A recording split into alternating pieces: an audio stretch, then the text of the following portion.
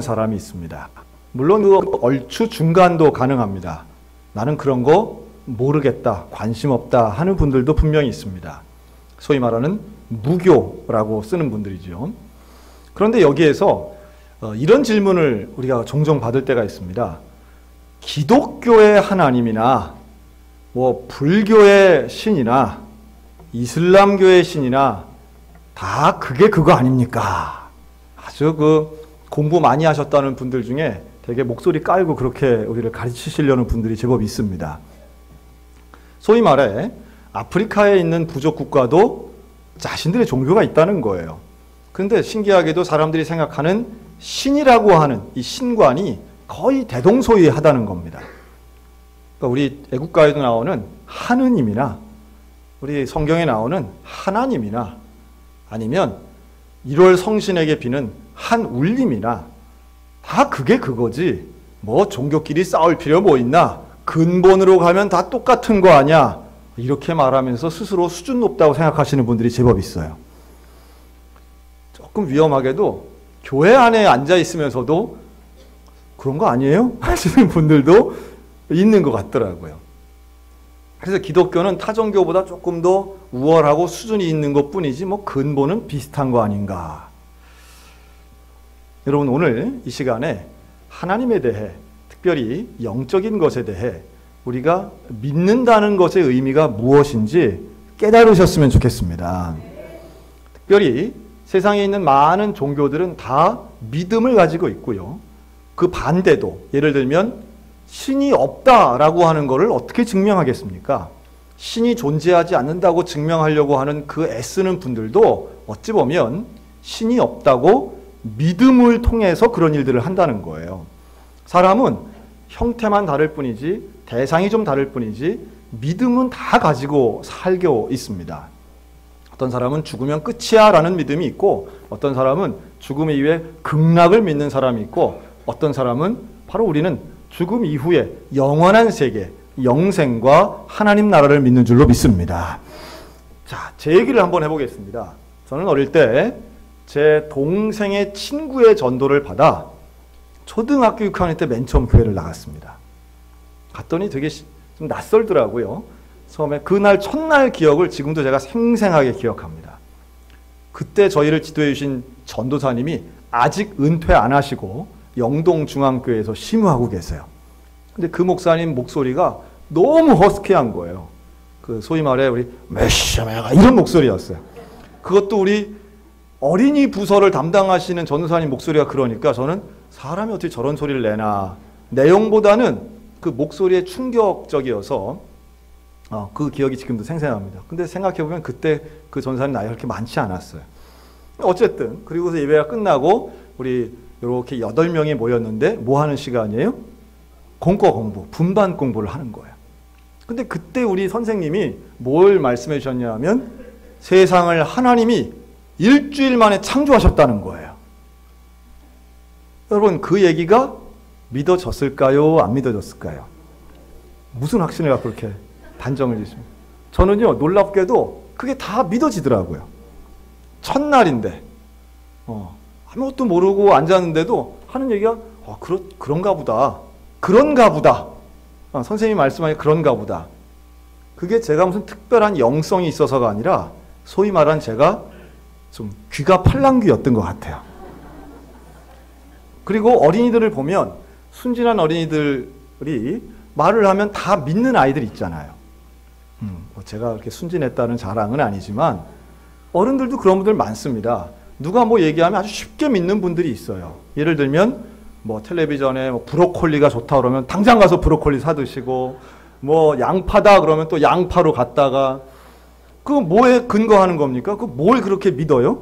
그 언제 봤다고 그분을 이렇게 믿고 가서 그렇게 다 합니까? 또 미용실에서 처음 만난 아주머니가 하는 얘기에 그렇구나 듣고서는 저쪽 땅이 옳은데 그래 갖고 막 땅도 사시고 이런 분들이 있잖아요. 돈과 시간과 물질과 자기의 육체까지도 맡기면서 쉽게 믿는 분들이 있습니다. 타종교에도 얼마든지 믿음의 모습들은 많습니다. 저는요, 성경의 내용이 믿어지는 게 하나도 어렵지가 않았어요. 아니, 어찌 보면 어린이들이 동화를 믿는 거하고 좀 비슷했다고 보여집니다. 심청이가 인당수에 들어간 거 여러분 믿으십니까? 아마도 믿는 분도 계시리라고 저는 봐요. 어떤 면에서 황당하지만 까치가 종을 머리로 때려서 사람을 살렸다는 이야기들, 무슨 동아줄이 내려온다는 이야기도 실제로 믿는 분이 전 계실 수 있다고 봅니다. 그런데 그 믿음과 우리가 하나님에 대해서 믿는 것은 과연 비슷한 것인가? 아니 같은 것인가? 아니면 전혀 다른 것인가? 라고 하는 거예요. 일반적인 믿음은요, 모든 종교에 다 있습니다. 그리고 종교적인 열심을 가지고 믿음을 가지고 바라고 소원하는 것은 불교에도 있고요, 다른 종교에도 있어요. 아니 어떤 절박함이나 눈으로 보기에 끔찍해 보이는 자해까지 하면서 그 믿음을 표출하는 종교들을 보면 엄숙하기까지 합니다. 무속인들을 보면 거의 기적도 일어납니다. 소위 말해 믿음을 가지고 많이 바쳐야 된다, 정성을 바쳐야 된다 그러면서 뭐 아닌 것도 있지만 그런 속에서 굿이나 푸닥거리를 해서 병이 낫는 경우도 있고요. 그걸 통해서 어떤 미래의 위험을 미리 아는 경우도 분명히 존재합니다. 여러분, 예배당에 나와서 우리가 하나님을 믿는다고 할 때 기적을 경험하는 경우들이 있습니다. 저는요, 6학년에 처음 교회 나와서 중학교 2학년 때 처음 방언을 받았습니다. 저는 방언 받는 것도 하나도 어렵지 않았습니다. 제가 한 번 간증한 것 같아요. 금요일 날 저녁에. 저는 방언을 한월산 기도원 간지 30분 만에 방언 받았어요. 방언 달라고 기도한 적도 없어요. 그 예배당에 가서 앉으니까 턱 하고 치니까 방언이 나오더라고요. 누구는 그렇게도 며칠 동안 금식 기도해도 안 되는 방언이, 저는 가서 그때 이천성 목사님이 머리에 손 한번 댔더니 저는 방언이 툭 터져서 나오더라고요. 참 감격스러웠죠. 신기했습니다. 놀라웠습니다. 역시 나는 참 마음밭이 좋은가 보다 스스로도 그렇게 생각을 했어요. 자연스럽게 저는 어릴 때도 믿음 좋은 청소년이었고 학교에서도 자동으로 그냥 신학교 간다는 이야기를 전 자연스럽게 했습니다. 누가 봐도. 그래서 저는 중학교 3학년 때도요, 제가 방언을 하니까 제 친구들이 와가지고 나도 방언하고 싶다고 저한테 기도를 받았어요. 기도해주고 그랬어요, 제가. 기가 막힌 얘기 아니겠어요? 나중에 제가 목사가 되고 보니까 만약에 우리 교회 중3짜리 그런 애가 있으면 저 따로 불러다가 좀 면담을 해야 되지 않을까 하는 생각을 합니다. 그런데 너무 쉽게 믿어지는 거예요. 그래서 못 믿는 사람, 안 믿는 사람이 이해가 안 됐습니다. 그런데 반면 믿지 못하는 사람들도 많습니다. 어떻게 그럴 수가 있느냐? 어떻게 홍해가 갈라지냐? 어떻게 오병이어가 있느냐? 근데 놀라운 거는요, 그런 기적과 이사를 믿지도 않으면서, 아니 하나님이 계신 것도 믿지 않으면서 예배당에 앉아있는 건 더 기적 아닙니까? 그게 안 믿어지는데도 꾸준히 교회에 나오는 분들도 있더라는 거예요. 저는 상담하다 그런 얘기도 들어봤어요. 목사님, 믿고 싶은데 잘 안 믿어져요. 참 안타깝고 솔직한 얘기 아닙니까? 믿고 싶어요. 믿고 싶은데 잘 안 믿어지는 거. 그런 걸 보면 믿음은 의지의 영역에만 있는 건 아니에요. 하지만 우리가 제대로 알아야 될 것은, 우리가 정말로 믿어야 할 것은 무엇인가 라고 하는 겁니다.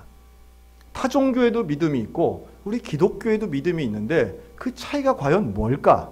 우리가 열심히 믿으면 과연 어떤 완성을 이루고 발전을 이룰 수 있을까라고 하는 질문을 드리고 싶습니다.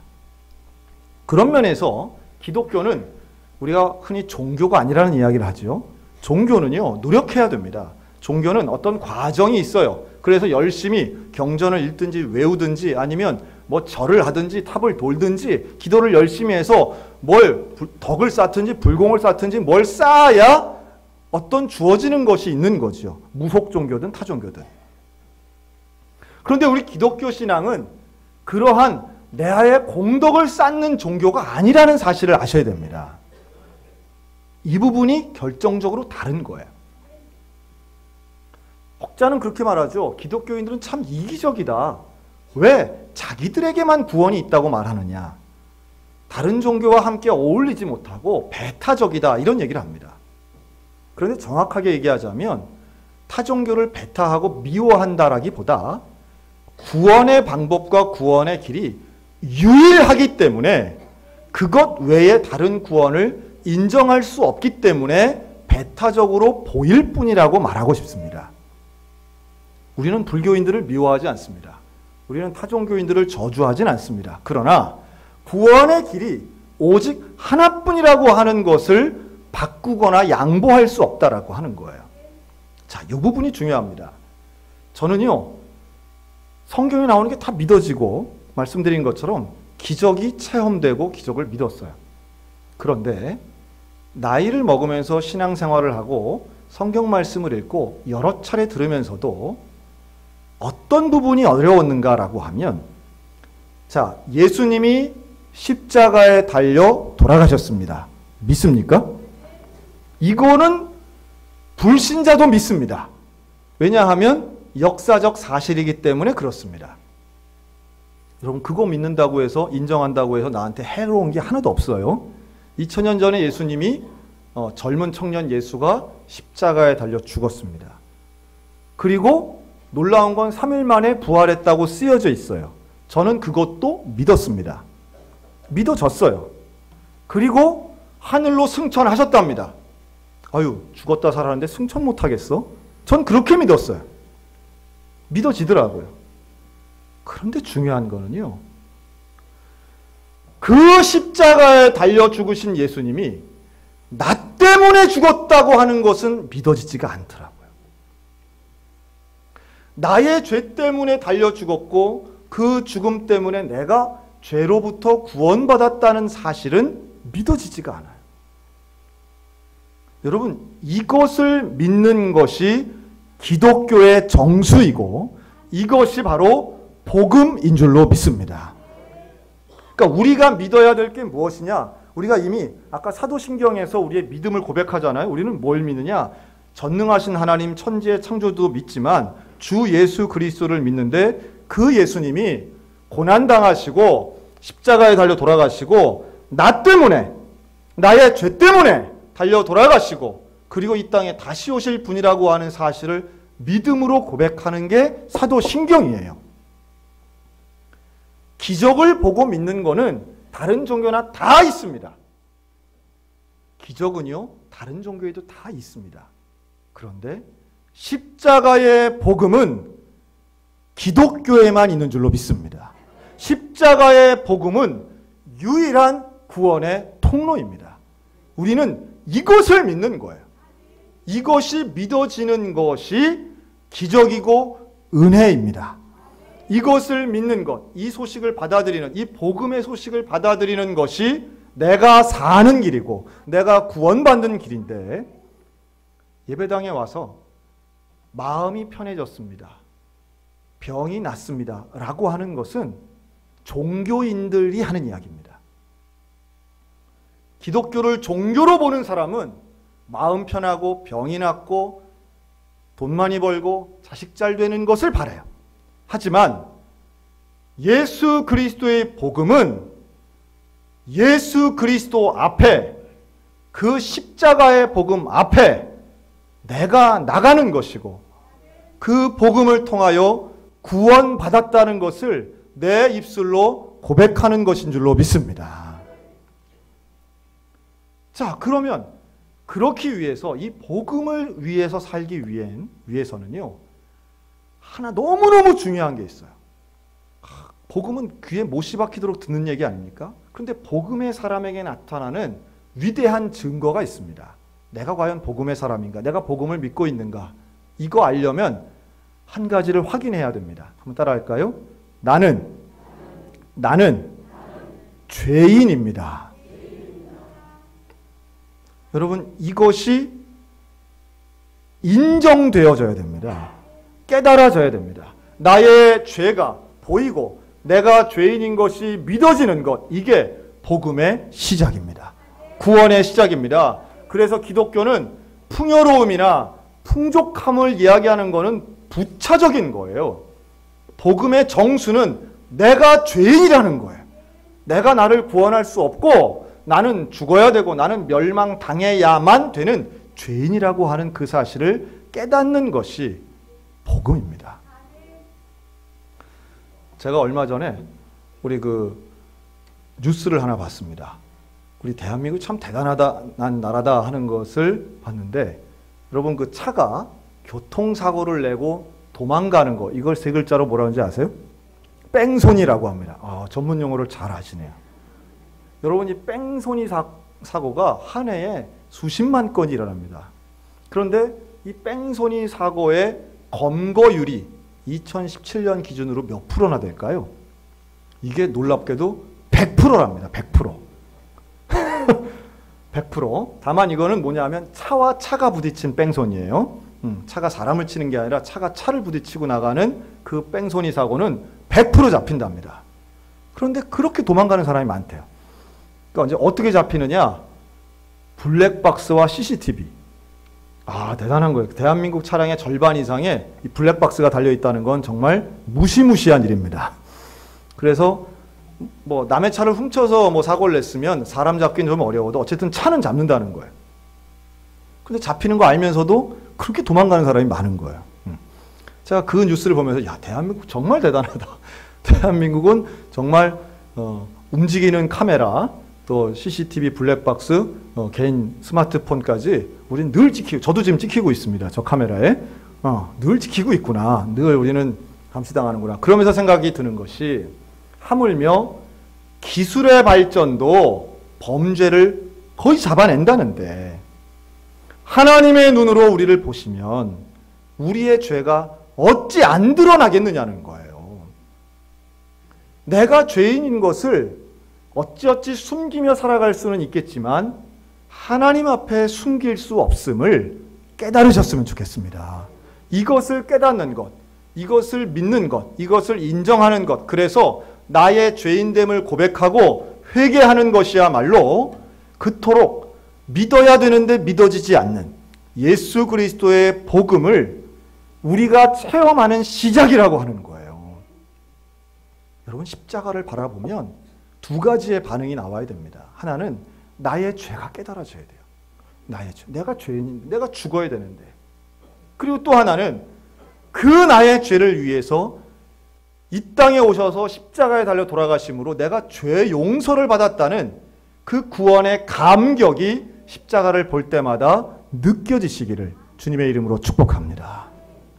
근데 이 부분도 사실 어려워요. 뭐가 어려워요? 내가 잘 연결이 안 되는 거예요. 어떻게 예수님이 나를 십자가에 돌아가셔서 나의 죄를 씻어? 이게 잘 이해가 안 되네. 잘 안 믿어지는 거예요. 제가 그 가정의 이야기를 최근에 한 간증을 통해 들어봤습니다. 이제 네 식구가 사는데요. 이런 가족들 많죠. 이 주일날 아침에 아내하고 아이들은 이제 교회를 가는 거예요. 그런데 아버지는 어디 있어요? 소파에 들어넣어서 텔레비 보는 거예요. 그래서 잘 갔다 와. 대개 이제 그런 남자분들의 어머니가 이제 권사님일 가능성이 많습니다. 그러면서 교회 가자고 그러면은 아는 것 많아가지고 꼭 교회를 가야만 신앙인이냐는 등 오늘날 공교회가 문제 있다는 등 또 별말은 또 다 해요. 내가 있는 곳이 교회라는 등 이러가면서 텔레비전 봅니다. 대개 한 25살 때까지는 열심히 다니다가 교회를 떠난 1000가지 이유 중에 하나를 또 그날도 뱉어내면서 나 데려갈 생각 하지 마라. 이런 사람들이 있습니다. 근데 이제 바로 이제 딱 그런 분이었어요. 그래서 누워서 이제 보내놓고 이제 텔레비전 보는데 어디 집 저쪽 방에서 푸드덕거리는 소리가 나는 거예요. 그래서 가서 보니까 열린 창문으로 새가 한 마리 들어왔는데 이 새가 날개를 다쳐가지고 푸드덕거리고 있는 거예요. 근데 완전히 바닥에 있는 건 아니고 집안을 막 날아다니는 거예요. 집안에서. 여러분, 집안에서 새를 잡는 거 쉬울까요? 어려울까요? 제가 교회에 새 한 번 들어온 거 잡다가 제가 잡힐 뻔했습니다. 새가 정말 빠르더라고요. 곤충이나 이런 거하고는 비교가 안 되더라고요. 일단 크고 힘이 세고 하니까 좀 겁도 나고요. 그래서 어쨌든 이 남자분이 이 새를 어떻게 잡아야 될 거 아니에요. 그래서 처음에는 이 누가 봐도 이 날개가 다쳐 보여서 이걸 고쳐주려고 한 거예요. 근데 잡혀야, 아니면 열린 창문을 내보내기라도 해야 되겠는데 이게 안 되는 거야. 지 멋대로 막 날아다니니까. 그래서 하다가 땀을 흘리면서 그런 얘기 했다 그러죠. 아니 도대체 흥부는 어떻게 제비를 잡아서 다리를 고쳐준 거야? 하고서는 그래서 제비다리는 또 어떻게 고쳐줬을까 잡아가지고. 근데 그러면서 욕을 했다 그래요. 새한테. 야, 내가 너를 살려주려고 하는 거야. 그런데 그때 드는 생각이 무슨 생각이 들었느냐 하면 저 새가 내 말을 알아들으려면 내가 새가 되든지 아니면 저놈이 사람 되든지 이렇게 할 수밖에 없겠더라. 그 생각이 들더래요. 그러면서 나에게 진리를 가르쳐 주시기 위해 예수님이 하늘의 영광을 버리시고 오늘 본문에 나와 있는 거죠.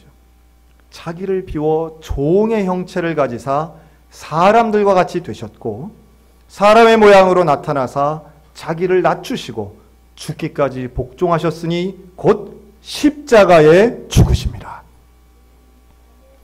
그게 깨달아지더래요. 예수님이 이 땅에 오신 것이 사람의 몸을 입고 이 땅에 오신 게 나 때문이구나. 교만한 나, 죄를 짓고도 죄인 줄 모르는 나, 내가 죄인인 것을 모르는 나 때문에 예수님이 하늘의 영광 버리고 오셨구나 하는 것을 새 잡다가 느꼈다는 거 아닙니까? 여러분 제가 그런 간증을 들으면 생각나는 게 있어요. 여러분 그게 그냥 됐겠어요?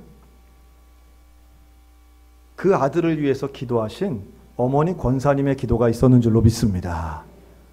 남편을 두고 가면서도 눈물로 기도하는 하나님 내 남편 예수 믿게 해주세요 라고 기도하는 아내의 기도가 있었고 아빠를 위해서 하나님 우리 아빠 예수님 만나게 해주세요 라고 하는 기도가 있었기에 집안에 들어온 새 한 마리를 가지고도 그토록 생기지 않았던 복음을 받아들이는 믿음이 생긴 줄로 믿습니다. 그러니까 우리가 신앙생활을 하면서 정말 간절히 바라야 되는 것은 바로 그 순간이에요. 반복해서 우리가 복음에 대해서 듣고 설교를 듣고 말씀을 듣는 이유는요. 믿음은 들음에서 나는 겁니다. 그런데 한 번 들어서 생기는 믿음도 물론 있겠지만 어떤 사람은 결국은 예수 그리스도의 복음이 나를 향한 것이라고 하는 그 놀라운 체험. 여러분 이것은요. 병이 낫거나 사업이 잘 되거나 어떤 이적을 보는 것보다 차원이 다른 우리가 교회를 나오고 예수를 믿는 가장 중요하고 유일한 이유인 줄로 믿으시기 바랍니다. 돈이 할 수 없어요. 세상에 그 누구도 그걸 대신해 줄 수 없어요. 우리는 왜 오직 예수인가? 왜 우리에게는 다른 것과 타협할 수 없는 오직 예수 그리스도인가라고 하는 답은 결국 복음에 있더라는 거예요.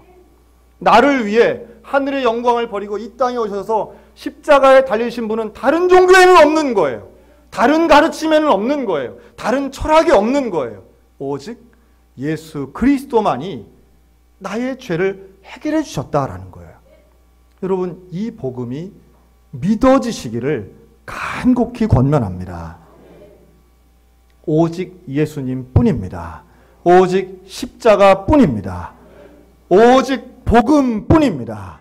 그 복음이 나를 살리는 것이고 그 복음이 나의 가족을 살리는 거예요. 그런데 세상은 사탄은 그 가치를 바꾸려고 야 이거 없으면 큰일 나. 아무리 예수 믿어도 이거 없으면 비참해. 이거 없으면 죽는 거야. 이거 없으면 망하는 거야 하면서 세상의 무수한 가치들을 우리에게 자꾸 보여주는 거예요. 유혹하는 거예요. 그럼 우리는 말할 수 있어야 됩니다. 세상의 다른 것들은 복음과 비교하면 배설물 같은 거다. 사도 바울이 그런 고백에 오늘 빌립보서를 쓴 사도 바울의 고백이 딱 그거예요. 내가 지금까지 많은 것을 연구하고 소유하고 집안이나 학문이나 배경이나 율법의 전문가로 자랑할 것이 많았지만 예수 그리스도를 만나니 나를 살려주신 나를 구원해 주신 그 진리의 복음 되신 예수님을 만나니 다른 것들은 다 배설물이더라는 거예요. 왜 오병이어를 경험했던 사람들은 예수님 십자가일 때 떠났지만 성령을 경험하고 복음을 받아들인 제자들은 목숨을 걸고 순교하면서까지도 그 복음을 전했을까? 여러분 오늘 우리들의 삶의 자리는 과연 어디입니까? 우리는 아직도 종교인으로 교회 나오고 있습니까? 뭔가 교회 나오면 좋은 일이 있을 것 같아서, 그저 복 받을 것 같아서 정도로만 우리가 예배당에 나온다면 우리는 절대로 복음의 능력을 경험할 수 없습니다. 그러나 간절한 마음으로 그 복음의 놀라운 진리를 사모하며 십자가 앞에 나아가 죄인된 나를 고백하고 나의 죄를, 죄에서부터 나를 구원해 주시는 그 예수 그리스도를 내 마음의 문을 열고 맞아들이면 놀라운 복음의 삶을 살게 될 줄로 믿으시기 바랍니다. 복음은 능력입니다. 어떤 고난과 어떤 환난도 이겨낼 수 있는 능력은 복음 안에 있는 것이에요. 절대로 변치 않는 온전함의 신앙의 능력은 복음에서만 드러납니다.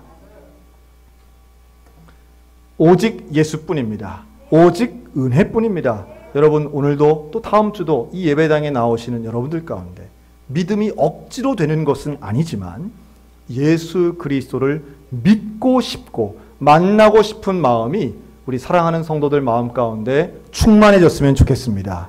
그리고 새 아니라 누구를 통해서도 하나님은 분명히 그 기회를 주십니다.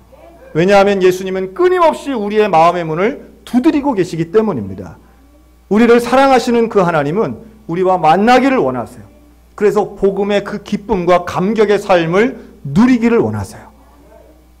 우리의 남은 일생이 복음의 감격을 누리며 예수 그리스도와 동행하는 오직 예수의 신앙인들 다 되시기를 주님의 이름으로 축원합니다. 아멘.